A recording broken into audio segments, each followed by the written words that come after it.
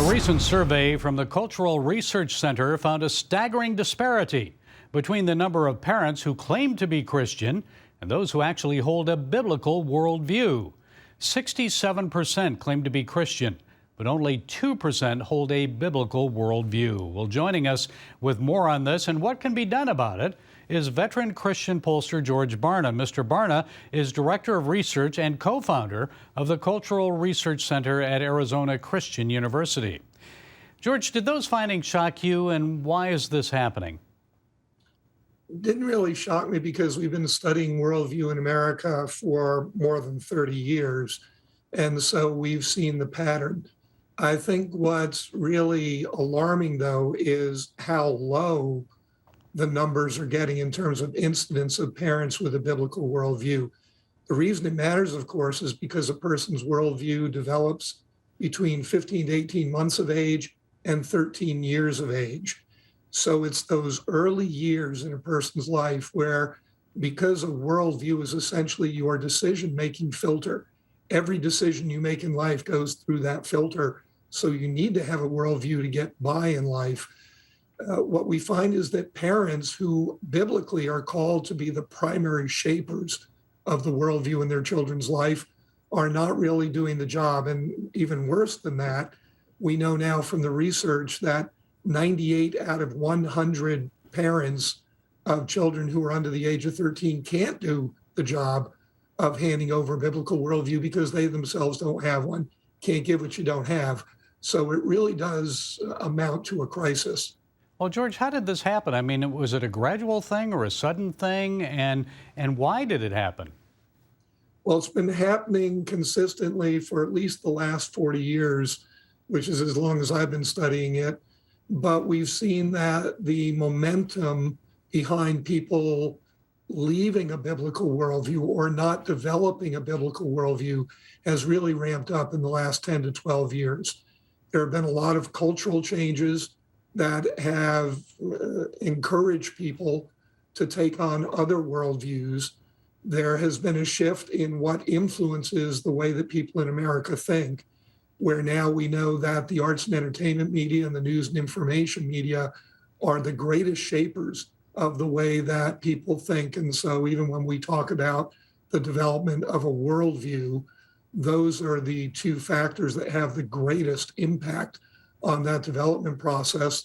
And then, of course, at the same time, you've got churches that have really focused on things other than worldview development and other than raising up children to be godly individuals. So you put all that together, and that's why we find ourselves where we are. Not to mention public schools, I'm sure. And I know you also found that this is having a devastating effect on preteen children especially. Explain that.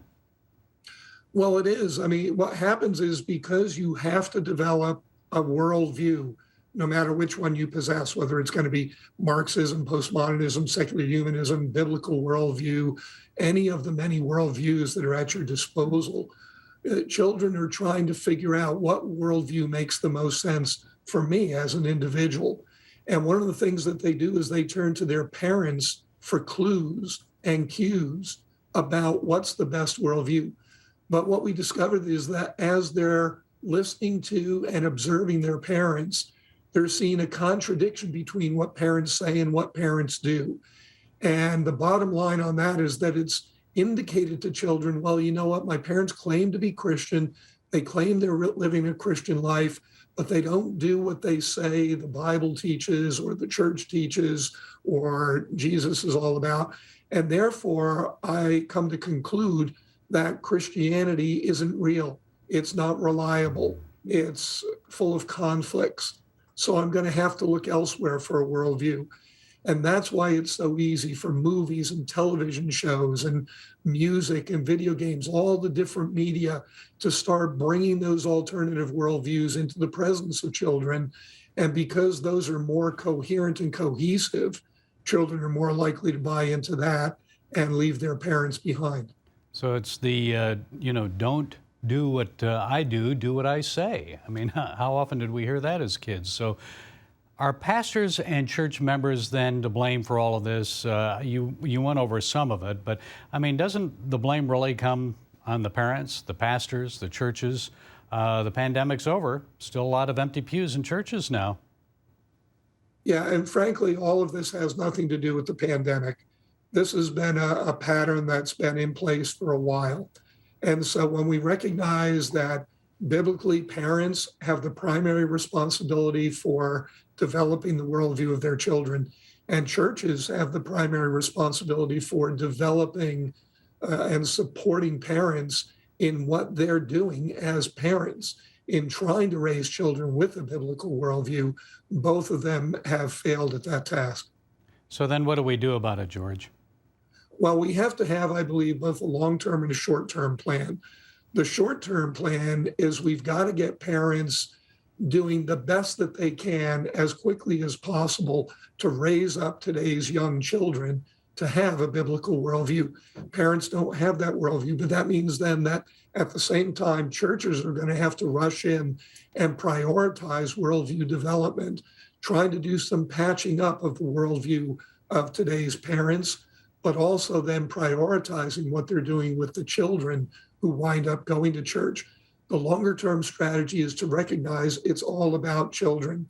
Many of the leaders around the world for decades and decades and decades have said, give me children until they're 7, till they're 8, till they're 9, and I can indoctrinate them into our way of seeing the world and make them the kind of people we want them to be.